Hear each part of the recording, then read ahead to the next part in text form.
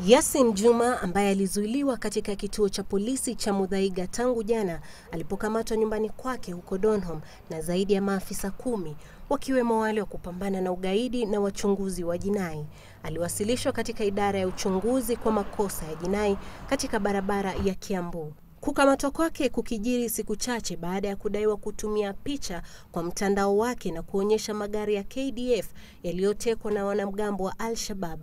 Yasin akidaiwa kukamatwa kwa kosa la kutumia chombo cha mawasiliano vibaya.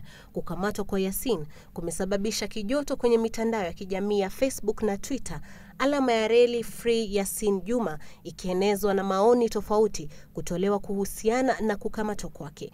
Waziri wa usalama Joseph Nkaiseri alikuwa ameonya dhidi ya kusambaza picha za maafisa wa KDF waliouawa na Al-Shabaab kwenye mitandao ya kijamii. Mwanzoni mwa wiki hii, jamaa mmoja alifikishwa katika mahakama ya Kiambu kwa shtaka la kusambaza picha kama hizo. Yasin atafikishwa mahakamani hapo kesho.